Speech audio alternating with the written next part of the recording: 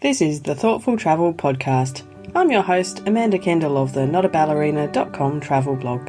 Every episode I'll share travel tales from several fellow travel lovers, and together we hope to entertain and inspire you, remind you of some of your own great travel experiences, and encourage you to hit the road again soon.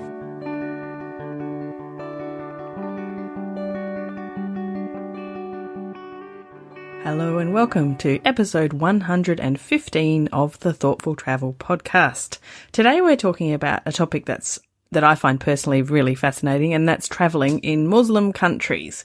It just happened that three people I've interviewed over the past few months, happened to discuss this topic. It wasn't even something I had really kind of pegged as a topic, but because these really interesting people told really interesting stories, I've managed to put together a whole episode about this topic. And I think the big message comes through from everyone about being respectful when you travel. But it was just, we had some really interesting conversations about it. So I will get to that in a second. But first, I want to apologise if you hear that really annoying ice cream truck noise in the background. It is becoming summer here in Australia, and my suburb is full of small children.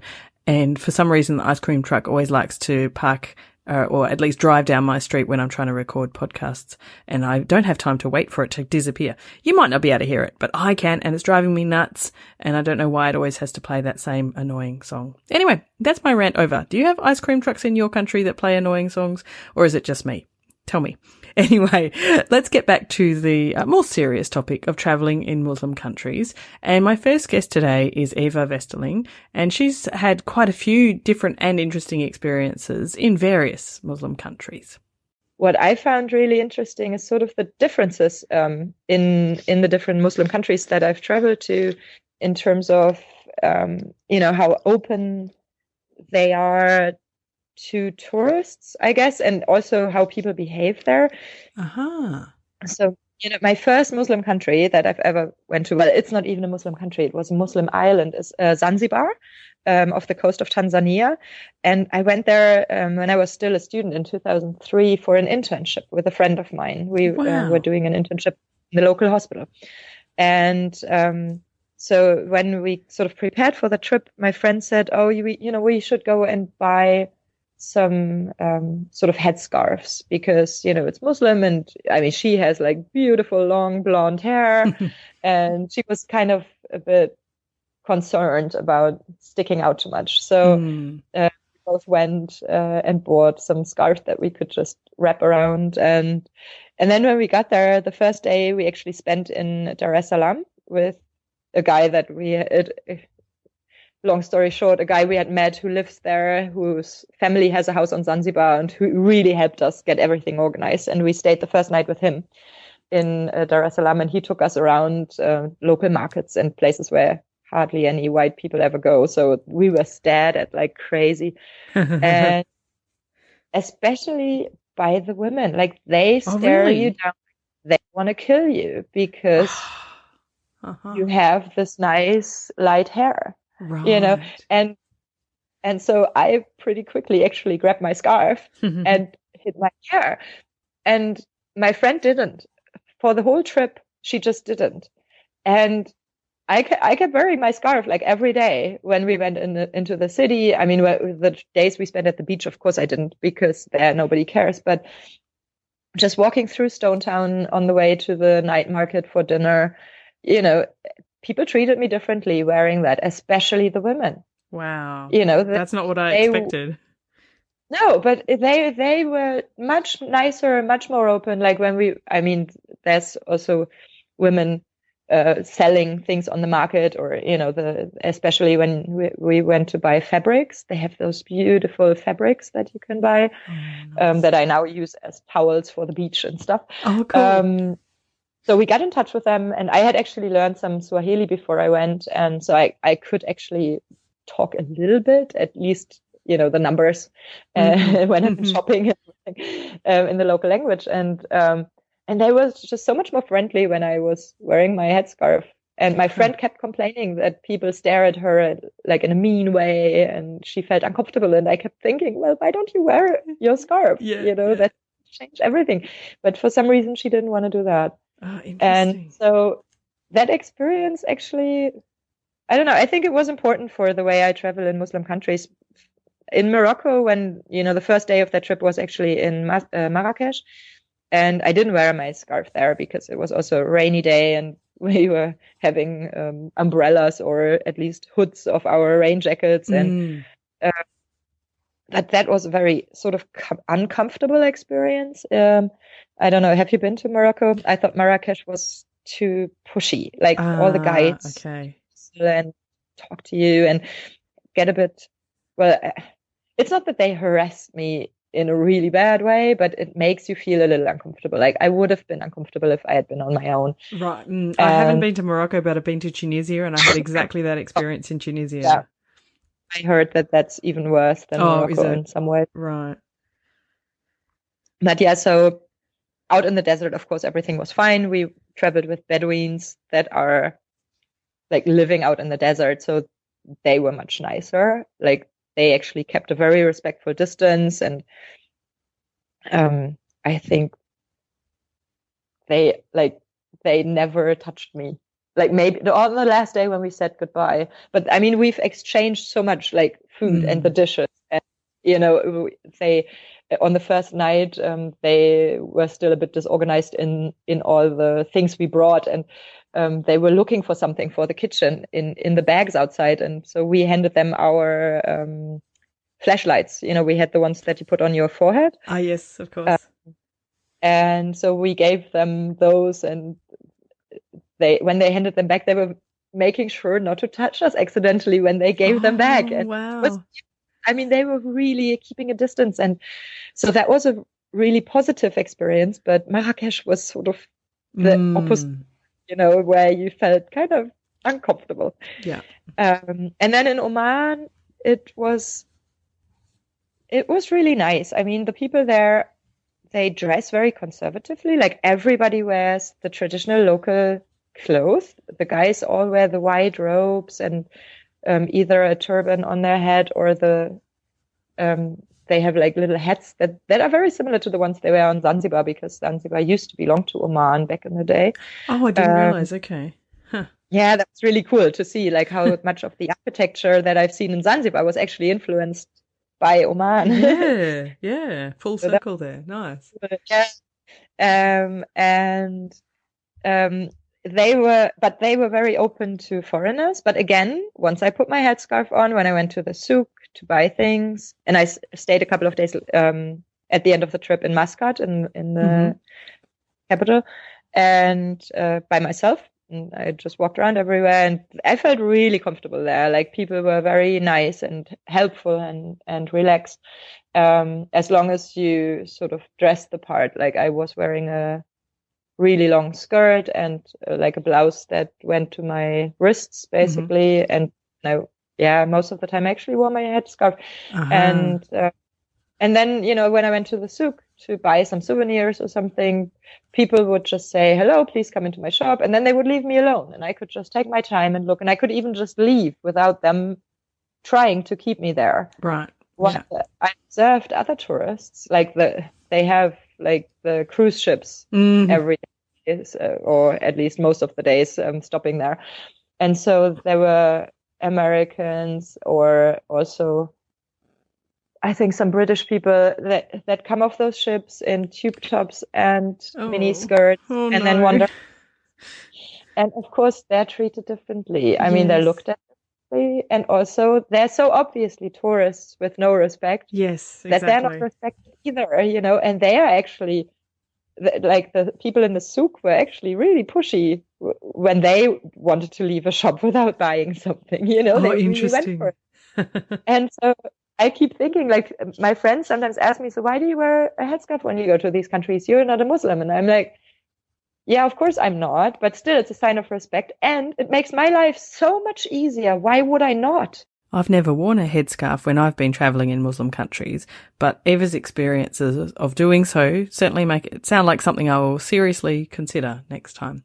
Now, I know that Eva is imminently going to have another experience because she's heading to Morocco I think any day now. I'm not quite sure when. I've lost track of time, but soon to travel with someone she met through the podcast, Anna, who's been a previous guest as well. And I find that kind of exciting that these two are off to travel together after hearing each other on the Thoughtful Travel podcast. So yay for that kind of connection making. I love it. Anyway, back to the topic, and my next guest is a first-time guest on the Thoughtful Travel podcast, and it's exciting to have Kate Toon on the podcast. Now, she is actually married to a guy from Tunisia. They live in Australia now, but this is where her interesting story about travelling in a Muslim country came from. I think North Africa, kind of most people think about Morocco or Egypt or Algeria. Tunisia is kind of forgotten. It's quite small. And on the map, if you look at the pointy boot of Italy, it pretty much points at the top of Tunisia. And yeah, my husband's from there, so he speaks fluent Arabic and fluent French. But he doesn't look Arabic in any way. He's got blonde hair and blue eyes. So it was very amusing going to Tunisia. It was amusing, but also a bit depressing because it is still very old school. So I'll go into a shop in like Sidi Bou Said and I'll talk to the shopkeeper in fairly good French, but he won't reply to me. He'll reply to the man standing next to me. And I spent a lot of time with Hisham talking in French and Arabic and then back to me in English. And it was very impressive. I mean, I found it very sexy at the time that he could move from language to language so easily. That is very cool. It was, but also because I was with a native, it meant we really went to far-flung places. We went right out into the deserts. We went, to places that I just don't think, your average tourist would go. But I guess one day we were in the souks of Tunisia and I was like, look, just for today, could you just be English? Could we just be holiday makers? Because, every time we stopped, it was like, and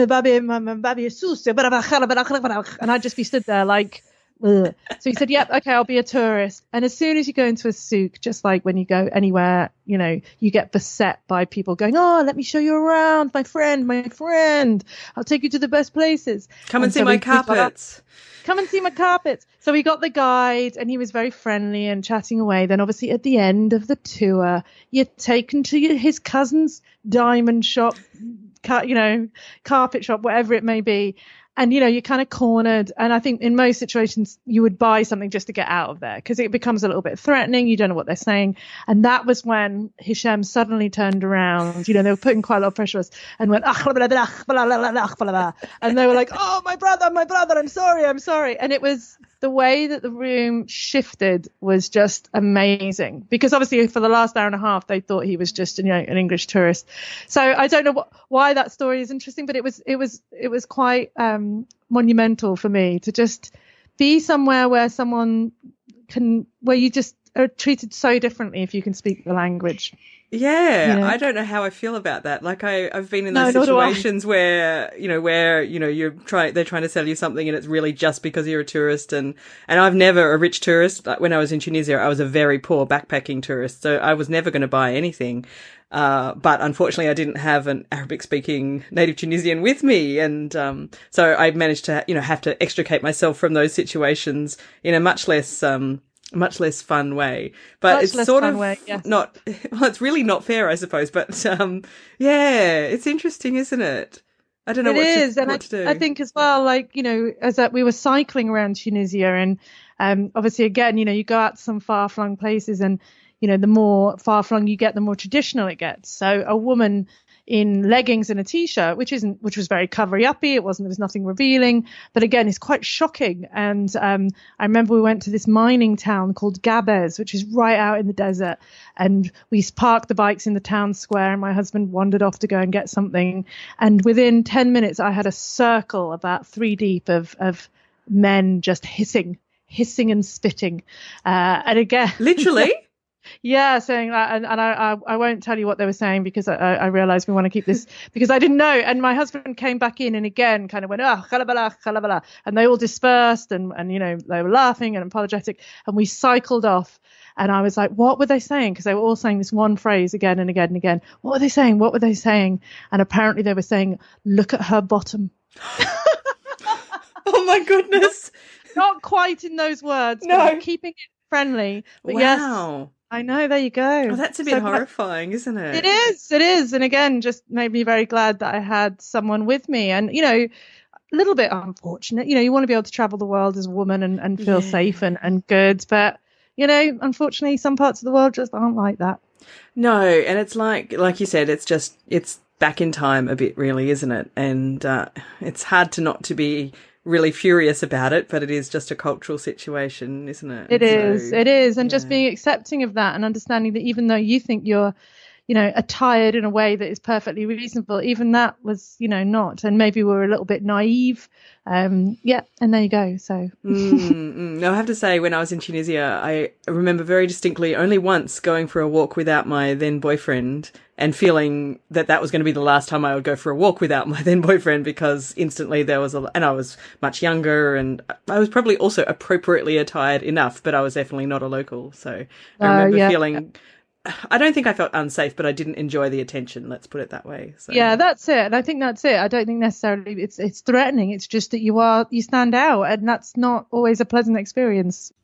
I love chatting to Kate about this. It's such an interesting perspective to talk to someone who's travelled with a native Tunisian by her side and the different experiences they had, whether he was letting that be known or not. So, yeah, really good food for thought, I thought. So that was interesting stuff. Thanks, Kate. My final guest today is Margarita Paz, and she talks about some of these issues again in Tunisia and also in the Maldives, where she visited recently. When I went first to Tunisia, that was, I think, my first trip to a Muslim country. That was so much more interesting for me because it was different. Like Europe for us, I'm European, so Europe for us is like a one big village. Yeah, it's a different country. They are speaking different language and having different food. But, they look like me. They dress like me with the little changes. And then more or less it's same, but different, like they say in Asia. So that was so much more cultural awareness when I went to North Africa. And then I went to Egypt as well. So, I never mind doing the things which they were advising you. So dress more modestly. Like I actually enjoy that you are not advised, but, you're supposed to actually, because I'm in their country. This is the way I'm viewing it. Even if you like or not. You're choosing. It's not like I'm being drugged, without my permission. So I chose that country. It's like I'm coming to your home, and in my home you might not be taking the shoes off, but in yours, that's a custom. So I'm nice. I'm your guest. I'm taking the shoes off. The same thing. The same way I feel about learning and then approaching different cultures, religions. You need to try to follow. Whatever is the custom.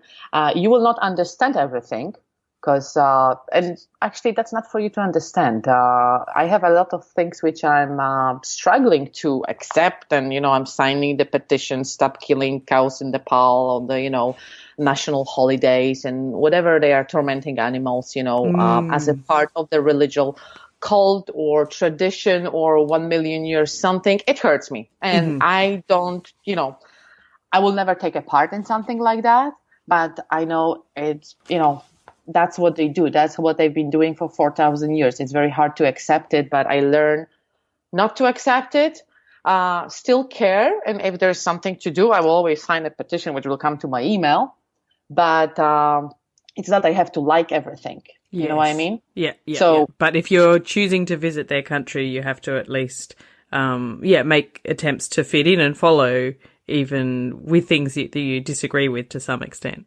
Yeah. So when it comes to the food, I will not be demanding a pork chops in Morocco. Or in Maldives. I will not be, now I just came back from Maldives, which I was doing on the budget, and I wanted to prove everyone that you can do it, that it's not just glamorous, honeymooners destination. And I went there with a small backpack, and I was just hopping the local islands. Oh, beautiful.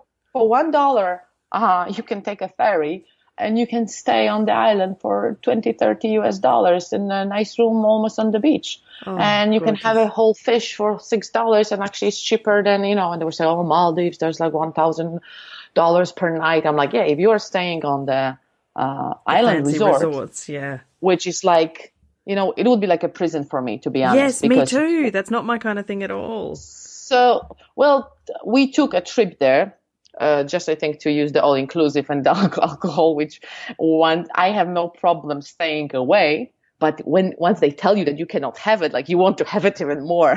So we went there to see, and I wanted to see those overwater bungalows, which of course they didn't allow us to do. But my point was that you cannot drink alcohol, you cannot have a pork chops or whatever. Which I'm vegetarian, so I don't have a problem with that. But people were like, "Oh my God, I'm struggling." But this is what the religion is. Is it strict? Yeah. Is it not very easy? Yeah. In Maldives as well, there's a problem because on the local islands, most of those which I went only on 3, you have so-called bikini beach just for tourists, and that's very nice of them, I think. Huh. So that's the beach which you can go and be with the swimsuit, because if you will go on the local beach, you will have to wear so-called burkini, and then you have to be with the t-shirt, at least with the t-shirt, with long yoga pants or whatever. Yes. So you will have to cover that. Or, you will not, if you are not from there, you are not comfortable swimming probably with a full, yoga outfit. Yes. So it's nice then the, locals, even though how strict they are, they say Maldives are like second after Saudi Arabia's, 100% Muslim country with the very strict, almost Sharia law there. That still, they welcome tourists on those small local islands, which there's a one store, actually 2 stores, and then they only ask you, be respectful. So I'm happy to announce that I saw mostly people, the girls especially, were respectful, even though I saw some 2 Russian girls which were wearing shorts, which were not appropriate for them. And I was like, why would you do that? Like, of course nobody's going to attack you because they're so nice. People were so nice on those islands. Really, people in Maldives are wonderful. But I said, you knew that when you were coming here, and you are not in the resort. If you were going to the resort, you can do whatever you want and dress however you like. But here, you are coming from Bikini Beach to your hotel, to your little boutique room, whatever. Just cover yourself with paella or whatever, it's not like they ask you to put the burqa on your face. It's just a little bit of modesty which you can add. That's right. It's not difficult, or it does you no harm to do it. It's a respectful thing to choose to do. So when it comes to religion and respecting that, I think it has a lot to do with like what kind of person you are. If you are a respectful person and you are not an ignorant, and you are no, I'm from Europe, I'm Catholic, I'm not, I'm a Muslim, I'm not Hindu, I'm not Buddhist, so I'm not going to be taking shoes off. Why should I? Like, if you are coming with that kind of attitude, that's not for you, and you should stay home. That's what I think. Have to agree with Margarita. If you're not willing to fit in most ways with people's customs when you travel, then you probably should choose not to go there. So anyway, I really, really enjoyed hearing these experiences of these 3 women traveling in Muslim countries, and I would love to hear yours as well. So if you've had any experiences in this area, then come over to our Facebook group at Thoughtful Travellers and let us know. You can find the Facebook group just by searching for Thoughtful Travellers in Facebook, or of course there's always a link in the show notes, and for this episode the show notes will be at notaballerina.com/115. A huge thank you to my 3 guests. First of all, I chatted with Eva, and you can find more about her at her blog Not Scared of the Jet Lag, which is at notscaredofthejetlag.com. She's so brave because I hate jet lag. So good on you. After that, I chatted with Kate Toon, and you can find everything about Kate at her main website, katetoon.com. She's a prolific everythinger. But I guess for podcast people, you're most likely to be keen to find her on some of her 3 podcasts, bit of an overachiever. She works in the copywriting industry, so she co-hosts the Hot Copy podcast. She also works with SEO, search engine optimization, and I thoroughly recommend her stuff if you are looking for anyone to learn from. for your own website. And so she hosts the Recipe for SEO Success podcast. And if, like me, you work for yourself, you might enjoy her Confessions of a Misfit Entrepreneur podcast. All of them are very fun and interesting as well. And last but definitely not least, I chatted again with Margarita Paz, and you can find her at margaritagypsy.com. And she's also at Margarita Gypsy on Instagram. Don't forget to check the show notes at notaballerina.com/115 and come along and join our Facebook group. We've had an influx of great new people in the Thoughtful Travellers group, and we are always having interesting conversations. So come and join us there. Again, thank you so much for listening.